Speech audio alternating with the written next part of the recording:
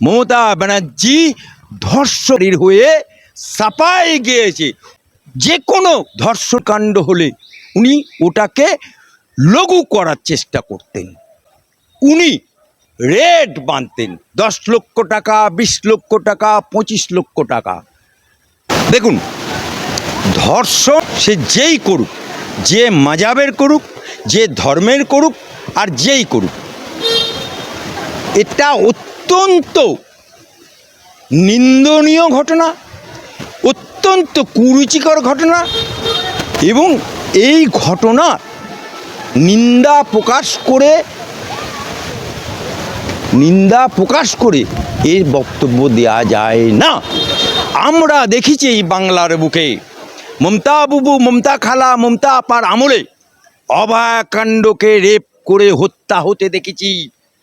তখন এখানে আমরা কসবা কাণ্ড দেখেছি, আমরা কামদুনি কাণ্ড দেখেছি, আমরা পাঁচ সার্কাস কাণ্ড দেখেছি, বহুত কাণ্ড আমরা দেখেছি।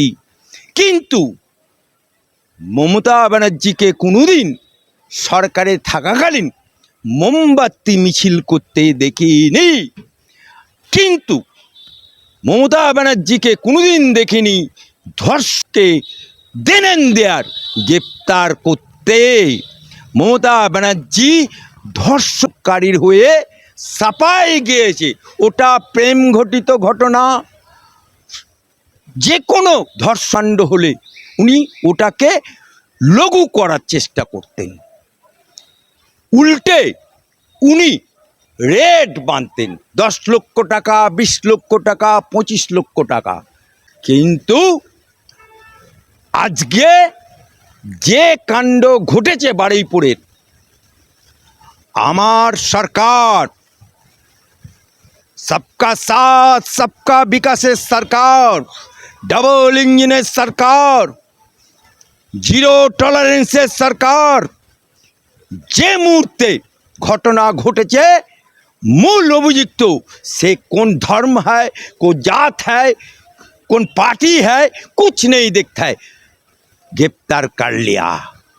शुद्ध ग्रेप्तार करा होबे ना, যত রকমের বলাৎকার আইন আছে সমস্ত আইন প্রয়োগ হবে এবং প্রয়োজন হলে গুন্ডা দমন আইনের আওতায় নিয়ে এসে বলাৎকারীর বাড়ি, বলাৎকারীর সমস্ত কিছু ক্রোক করে বুলডোজার দিয়ে গুঁড়িয়ে দেওয়া হবে।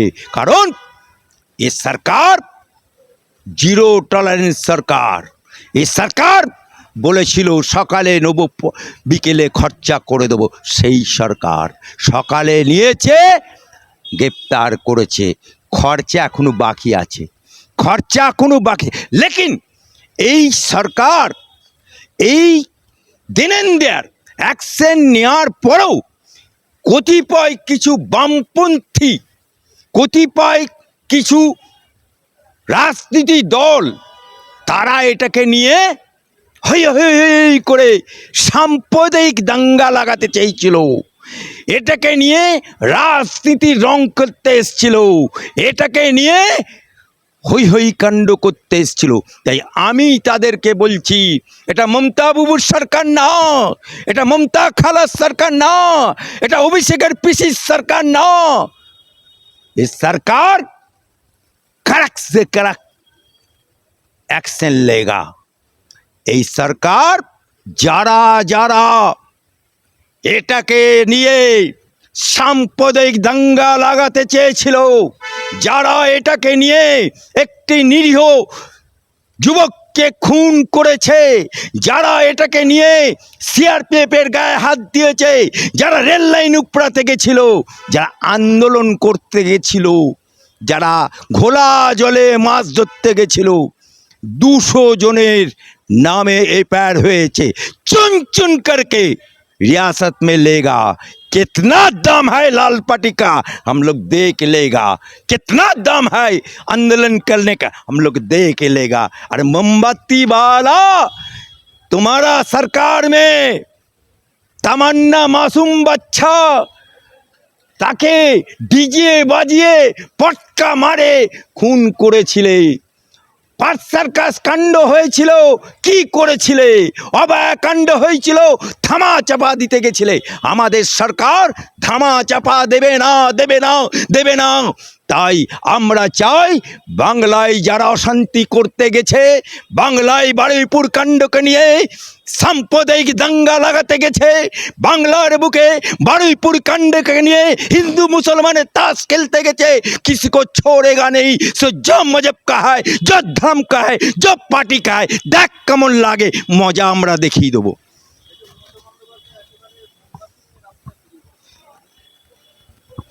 দেখুন, নাচনে কোদনে হেলেন, ढिसुम ढसमे धर्मेंद्र, এটা পিকচার में होता है। আর মমতা বুবু যখন সরকারে ছিল, বলে রাত 2টো পর্যন্ত আমি জেগেছিলাম অভয়াকাণ্ডে। কি করেছিলে? রাত 2টো পর্যন্ত জেগে অভয়াকে তাড়াতাড়ি লাশটা পুড়িয়ে দেবার ব্যবস্থা করেছিলে। পুলিশকে সঙ্গে করে নিয়ে লাশটা পুড়িয়ে দিয়েছিলে, পুলিশকে সঙ্গে করে নিয়ে সমস্ত প্রমাণ লোপাট করেছিলে। তাই আজকে তোমার আদরের বিনীত গোয়েল सस्पेंड हुआ, 3 तो आईपीएस सस्पेंड हुआ। अभी तो टेलर चल रहा है। ममता बुबू, এখন তোমার দলের জেতা এমএলএ ঋতব্রত এমএলএ হয়ে গেছে। আগে তোমার দলের বিধায়ক সামলা, আগে তোমার গাছের উপরে জোড়া ফুল যেটা বিজেপির দেওয়া সেই সিম্বল चला जाता है, आगे सिम्बल सामला, आगे तोर पार्टी ऑफिस सामला, तारपरे जनगणेर कथा बोलबे।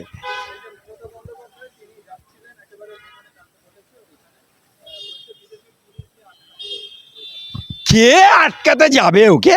हाँ, যার ঢাল নেই, তলোয়ার নেই, নিধিরাম সর্দার, যার পেছনে এমএলএ নেই, এমপি নেই, হ্যাঁ, তার দলের এমএলএ নেই, তার দলে ওদের আবার লাগাও সাইনি, সেও পেইলে গেল। ঋতব্রত সেও পেইলে গেল। জাভেদ খান, যার জায়গার উপরে পার্টি অফিস, সেও পেইলে গেল। খুলনা থেকে তো সব মুরগি পেইলে যাচ্ছে। আগে তোর মুরগি ধরে রাখ, তারপরে জনগণের কথা ভাববি। 15 বছর বাঙালকে কাঙ্গাল করেছো, 15 বছর বহুত মানুষ ধর্ষকারী দেখেছে, 15 বছর ধর্ষণ হয়ে তোমাকে মামলা লঘু করতে দেখেছে। ধর্ষকদের তোমার ক্ষেত্রে যারা ধর্ষণ হয়েছে তাদেরকে তুমি রেড বাঁধতে বেঁধেছো।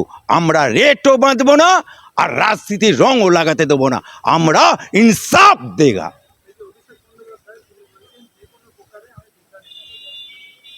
ও কে রে, কোন সাহুনু? আগে তোর বিচার কর। তোর সাইনি বলছে দে দে মাঝি পাল তুলে দে, হেলা করিস না। তো সাইনির বিচারটা আগে দে না।